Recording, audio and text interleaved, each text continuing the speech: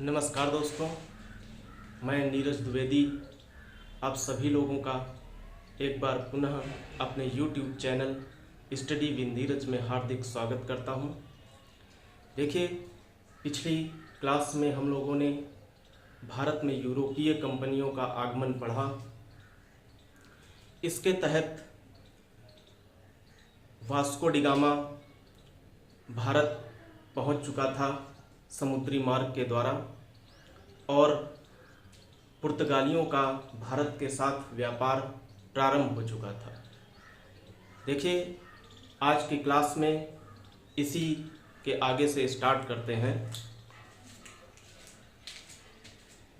देखिए, पिछली क्लास में हमने बताया था कि वास्को डी गामा वो प्रथम व्यक्ति था जो समुद्री मार्ग के द्वारा पुर्तगाल से भारत पहुंचा था। तो इस प्रकार से देखा जाए तो भारत की खोज का श्रेय किसे दिया जाएगा? वास्को डी गामा को दिया जाएगा।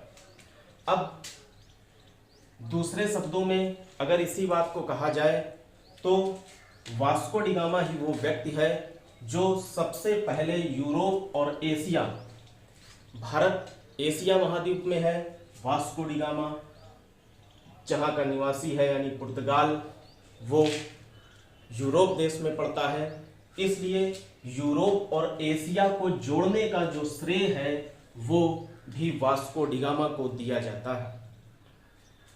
यानी भारत की खोज का श्रेय अर्थात यूरोप और एशिया को जोड़ने का श्रेय वास्को डी गामा को दिया जाता है।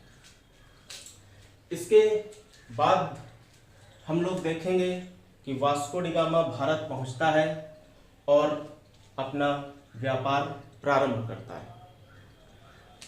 हम लोग जानते हैं कि भारत के साथ अरब देश के लोग पहले से ही व्यापार कर रहे हैं।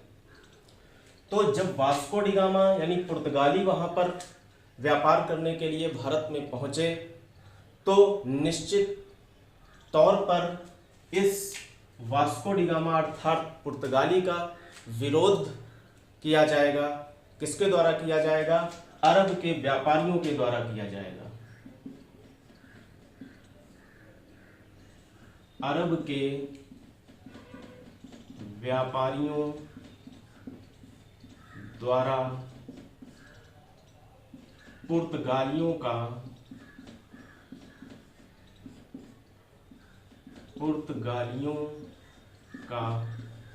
विरोध। जब वास्को डी गामा भारत पहुंचा है तो अरब के व्यापारियों द्वारा उसका विरोध किया गया है। क्यों विरोध किया गया? क्योंकि अरब के व्यापारी अपना वर्चस्व भारत में बनाना चाहते थे। अपना व्यापारिक वर्चस्व पहले से ही उनका कायम था। बीच में पुर्तगाल आ गया तो अब कंपटीशन दोनों व्यापारियों में हो गया। इसलिए स्वाभाविक है कि अरब के व्यापारी विरोध करेंगे। किसका? पुर्तगालियों का विरोध करेंगे। अगली बात देखिए, जब वास्को डी गामा ने भारत से व्यापार किया और भारत से व्यापार करने के बाद वो पुर्तगाल वापस लौटा तो उसे कुल कितना मुनाफा हुआ? 60 गुना मुनाफा।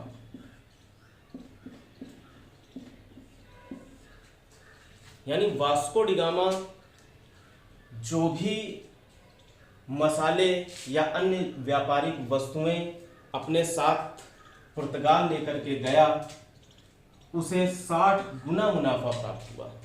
बहुत अधिक मुनाफा प्राप्त हुआ। यानी अगर वो 10 रुपए की वस्तु खरीद के ले गया तो उसने वहां 610 रुपए में पुर्तगाल यानी यूरोपीय कंपनियों को बेची। यूरोप में 610 रुपए में बेची। यानी 60 गुना, लगभग 60 गुना उसको मुनाफा प्राप्त हुआ। अब देखिए, जब 60 गुना मुनाफा प्राप्त हुआ तब पुर्तगालियों ने देखा कि भारत से व्यापार करने में कितना अधिक फायदा है। तो इसी क्रम में अन्य व्यापारी पुर्तगाल से आएंगे और भारत के साथ व्यापार करेंगे। इसी क्रम में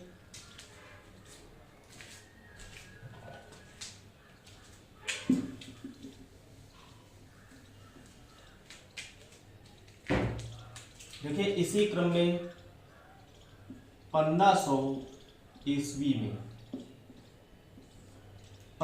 ईस्वी में एक अन्य पुर्तगाली व्यापारी जिसका नाम था पेड्रो अल्वारेज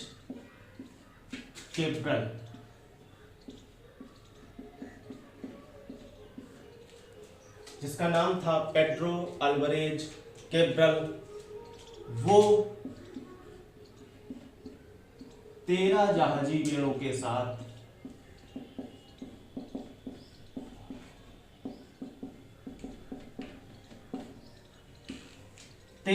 बेड़ों के साथ व्यापार करने के लिए आया। जब वास्को डी गामा भारत आया था तब 4 जहाजी बेड़ों के साथ आया था। माल भर के ले गया भारत से, बेचा, 60 गुना मुनाफा प्राप्त हुआ। पेड्रो अल्वारेज कैब्रल ने सोचा कि और अधिक जहाज ले जाए तो माल और अधिक आएगा तो हमको और अधिक मुनाफा प्राप्त होगा। तो इसी क्रम में वो 13 जहाजी बेड़ों के साथ आया पेड्रो अल्वारेज कैब्रल भारत में व्यापार करने के लिए। अब ये बात हो गई। इसके बाद 1502 में वास्को डी गामा पुनः भारत आता है। वास्को डी गामा दूसरी बार भारत आया। ये प्रश्न भी पूछा जाता है। 1502 में वास्को डी गामा दूसरी बार भारत आया। 1502 में दूसरी बार वास्को डी गामा भारत आता है। इसके बाद देखिए 1503 में एक अन्य पुर्तगाली जिसका नाम था अल्फांसो द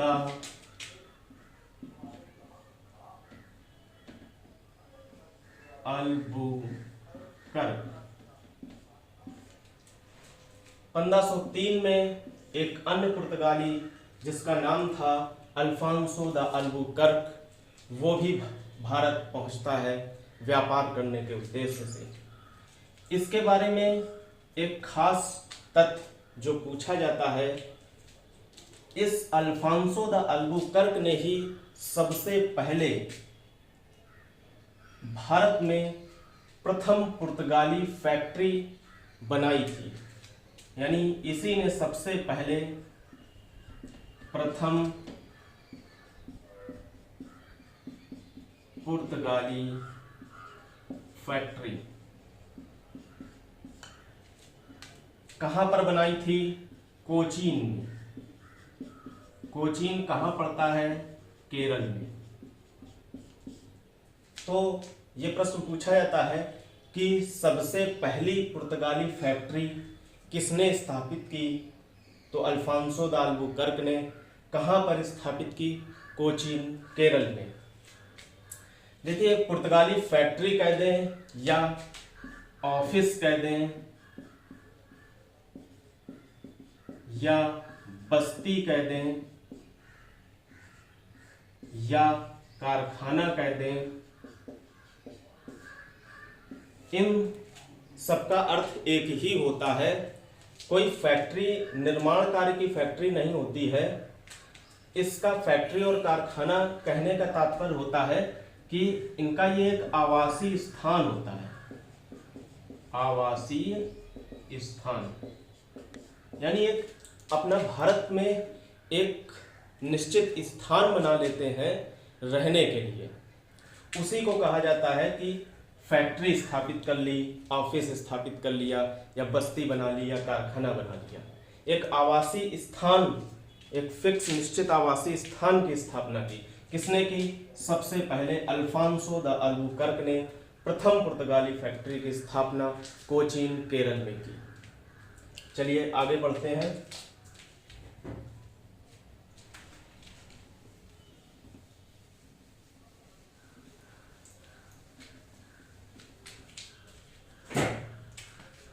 अगला पॉइंट देखिए, पुर्तगाली प्रारंभ में क्या था, जब व्यापार करने के लिए आए थे तो केवल मसालों के व्यापार पर केंद्रित थे। यानी जो प्रारंभ में पुर्तगाली मात्र मसालों के व्यापार पर केंद्रित थे। जब प्रारंभ में पुर्तगाली भारत के साथ व्यापार करने आए तो केवल और केवल मसालों का व्यापार करते थे, लेकिन समय बीतता गया और शीघ्र ही इन्होंने भारत की समस्त व्यापारिक वस्तुओं पर अपना नियंत्रण स्थापित करने का प्रयास किया। जितनी भी व्यापारिक वस्तुएं थी मसालों के अलावा, उन पर भी अपना नियंत्रण स्थापित करने का प्रयास किया।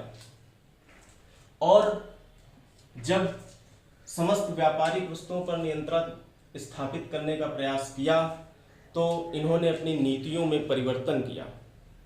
कुछ अच्छी नीतियां बनाई, इस तरीके की नीतियां कि हम भारत के साथ व्यापार को और अधिक सुदृढ़ बना सकें, अन्य वस्तुओं का भी व्यापार कर सकें मसालों के अलावा। इसके लिए इन्होंने क्या किया, एक प्रक्रिया अपनाई। क्या प्रक्रिया अपनाई? इन्होंने गवर्नर्स की भर्ती करना आरंभ किया। गवर्नर की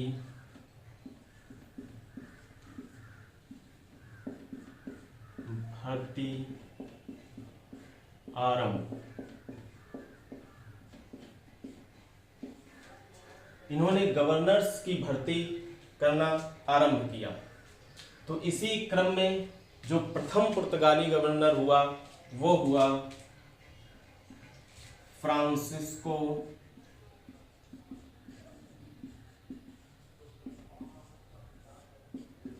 द अल्मीडा।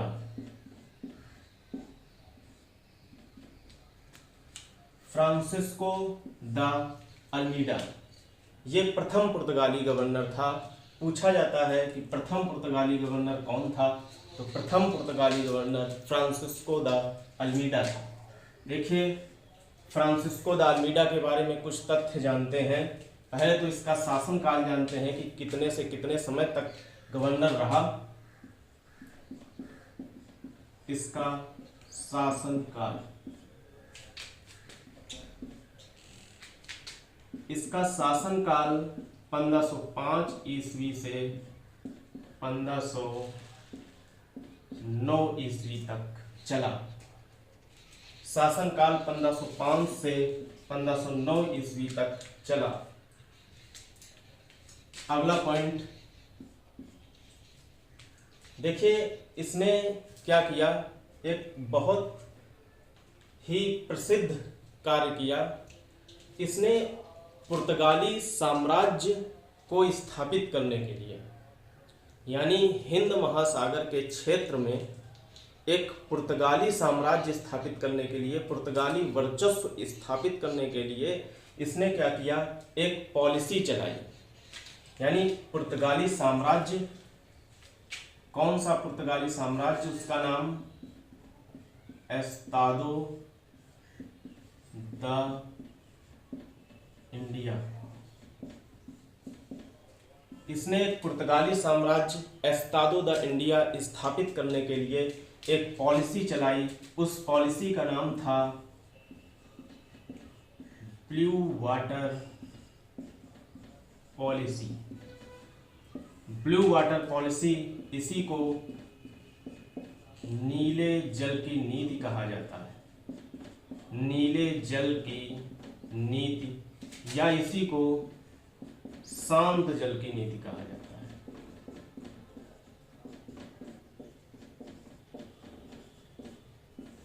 तो आपसे पूछा जाएगा कि नीले जल की नीति या शांत जल की नीति या ब्लू वाटर पॉलिसी किसने चलाई? Francisco de Almeida. क्यों चलाई? क्योंकि वो एक हिंद महासागर क्षेत्र में एक पुर्तगाली साम्राज्य अपना वर्चस्व एस्तादो द इंडिया स्थापित करना चाहता था।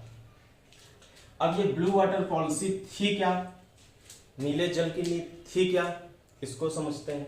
नीले जल की नीति ये थी कि जो भी व्यक्ति, मान लीजिए अरब के व्यापारी हैं, अरब के व्यापारी समुद्री मार्ग से आए और भारत के साथ व्यापार के लिए गए, तो बीच में जो पुर्तगाली हैं वो उन्हें रोक लेंगे, वो उन्हें व्यापार नहीं करने देंगे, क्योंकि पुर्तगालियों की ताकत है वो बढ़ रही है। खासकर समुद्र में पुर्तगालियों की ताकत बढ़ रही है, इसलिए वो किसी भी अन्य को फ्री में व्यापार नहीं करने दे रहे हैं। इसी के तहत इन्होंने ब्लू वाटर पॉलिसी चलाई, और इस पॉलिसी में क्या किया कि वो सबसे टैक्स लेते थे। अगर कोई भी भारत के साथ व्यापार करने जाता था तो उससे क्या लेते थे, टैक्स लेते थे, और टैक्स जब ले लेते थे तो उनको परमिट दे देते थे, यानी अब जाइए आप व्यापार करिए जाके, यानी टैक्स के बदले उनको क्या देते थे, परमिट देते थे।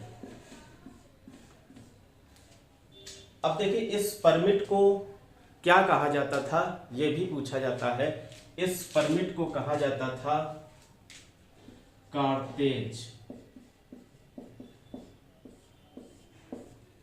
इस परमिट को क्या कहा जाता था, इस परमिट को कहा जाता था कार्टेज। तो फ्रांसिस्को द अल्मीडा के बारे में इतने तथ्य हो गए कि सबसे पहला तथ्य तो ये प्रथम पुर्तगाली गवर्नर था। दूसरी बात, इसका शासनकाल 1505 से 1509 तक था। तीसरी बात, इसने एक पुर्तगाली साम्राज्य एस्तादो द इंडिया स्थापित करने के लिए ब्लू वाटर पॉलिसी चलाई। इस ब्लू वाटर पॉलिसी के तहत ये अन्य व्यापारियों से भारत में व्यापार करने के बदले टैक्स लेते थे और उन्हें एक परमिट जारी करते थे। इस परमिट को कार्टेज कहा जाता था। बस फ्रांसिस्को द अल्मीडा के बारे में इतने ही तथ्य। अब दूसरा पुर्तगाली गवर्नर होगा 1509 के बाद, उसके बारे में जानते हैं।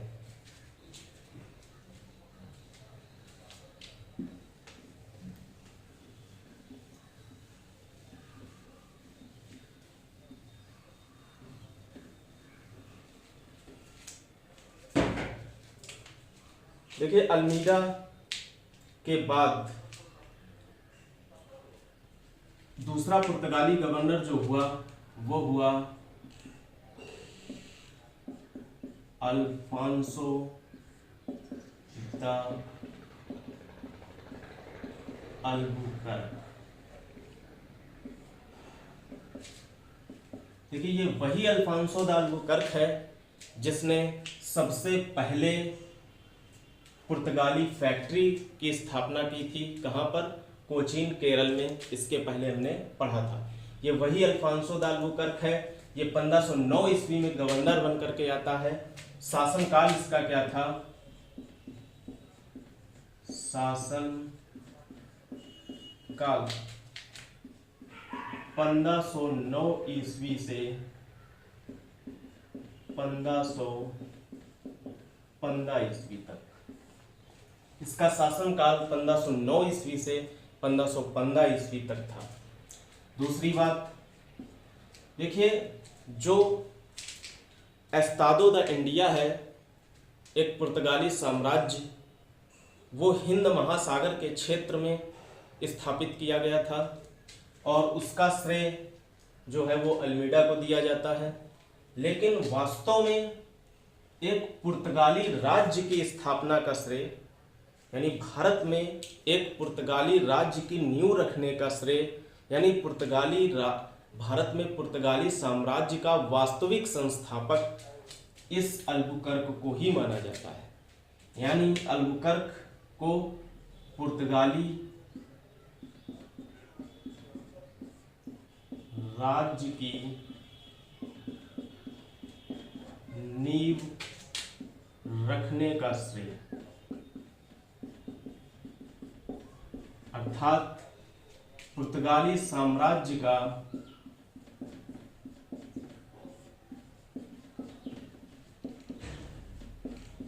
वास्तविक संस्थापक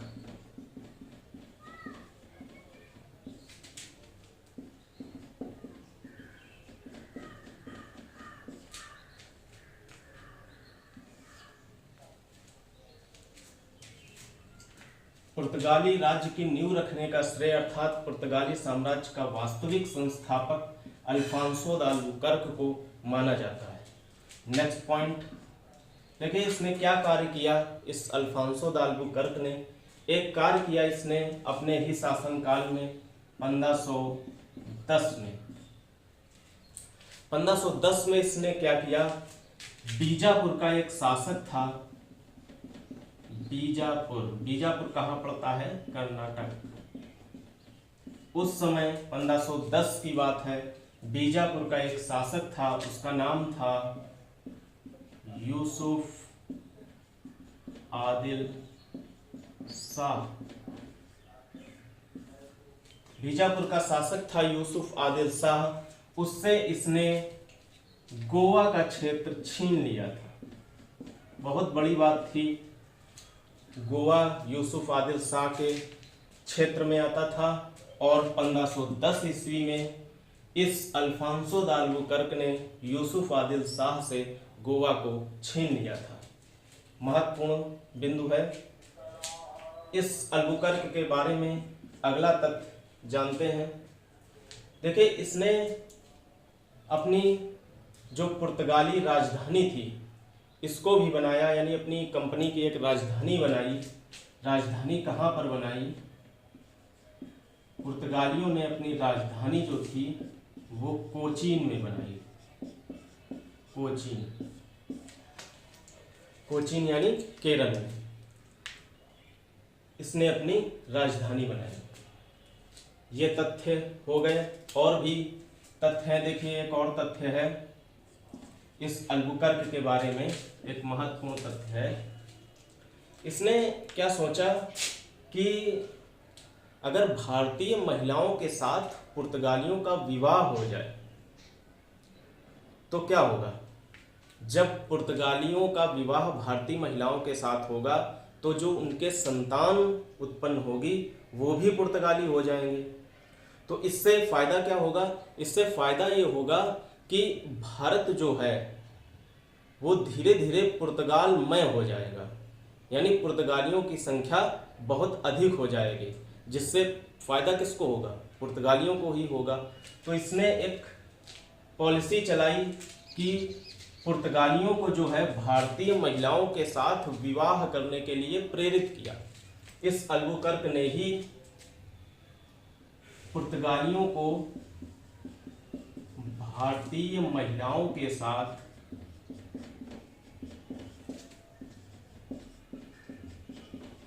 विवाह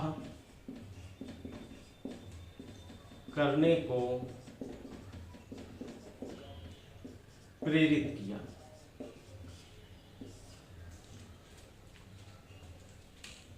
ये अल्बुकर्क के बारे में इतने तथ्य। शासनकाल 1509 से 1515, पुर्तगाली राज्य की नींव रखने का श्रेय अर्थात पुर्तगाली साम्राज्य का वास्तविक संस्थापक। 1510 ईस्वी में बीजापुर के शासक यूसुफ आदिल शाह से गोवा छीन लिया। राजधानी अपनी कोचीन में बनाई। पुर्तगालियों को भारतीय महिलाओं के साथ विवाह करने के लिए प्रेरित किया।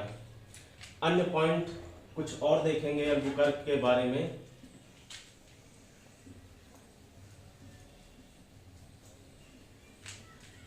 एक पॉइंट पूछा जाता है कि एक आप लोगों ने सुना होगा भारत में विजयनगर साम्राज्य, दक्षिण भारत में एक साम्राज्य बहुत ही फेमस विजयनगर साम्राज्य, जिसको हम पढ़ेंगे भी मध्यकालीन इतिहास में। इस विजयनगर साम्राज्य की चर्चा होगी। एक बहुत ही प्रसिद्ध शासक हुए हैं विजयनगर साम्राज्य के, उनका नाम था कृष्णदेव राय। कृष्णदेव राय, ये जो अल्बुकर्क था वो इसी कृष्णदेव राय के समकालीन था। ये प्रश्न पूछा जाता है। तो विजयनगर साम्राज्य का जो शासक था उस समय कृष्णदेव राय, वो इस अल्बुकर्क के ही समकालीन था, यानी अल्बुकर्क और कृष्णदेव राय एक ही समय के थे। ठीक, ये पॉइंट हो गया एक अल्बुकर्क के बारे में। अगला बस एक पॉइंट और कि 1515 में इसकी मृत्यु हो गई। इसकी मृत्यु कहाँ हो गई? गोवा में। इसकी मृत्यु गोवा में हो गई 1515 ईस्वी में। बस अल्बुकर्क के बारे में इतना ही पढ़ेंगे, इतने पॉइंट्स जो है पढ़ेंगे। इसके बाद क्या देखिए थोड़ा सा और एक दो पॉइंट। 1524 में जो है एक घटना हुई, जो वास्को डी गामा था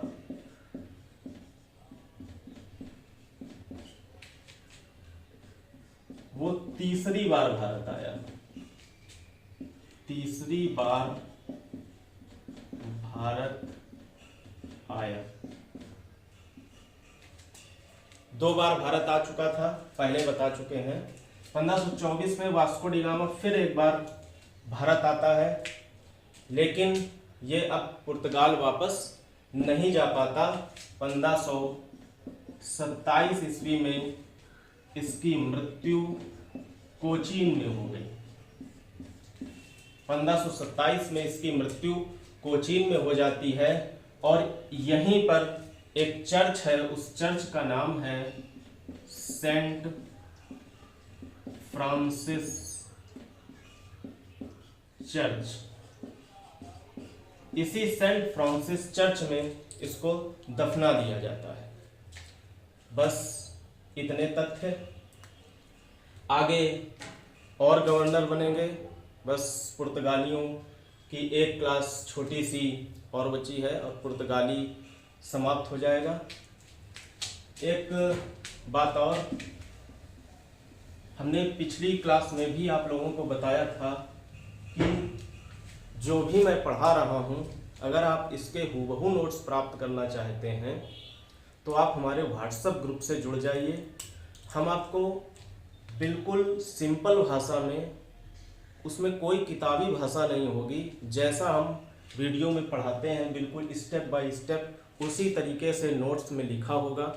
उससे आपको पढ़ने में बहुत ही आसानी होगी।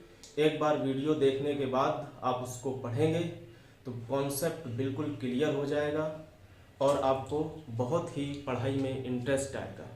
तो मेरा व्हाट्सएप नंबर नोट कर लीजिए 7905269626। इस व्हाट्सएप नंबर पर आप नोट्स के लिए मैसेज कीजिए, हम आपको अपने ग्रुप से जोड़ेंगे और जितने भी वीडियो हम पढ़ाया करेंगे उसके हूबहू नोट्स बिल्कुल सिंपल भाषा में आपको उपलब्ध कराएंगे। तो ठीक है दोस्तों, अब नेक्स्ट अगली क्लास में मिलते हैं। तब तक के लिए धन्यवाद।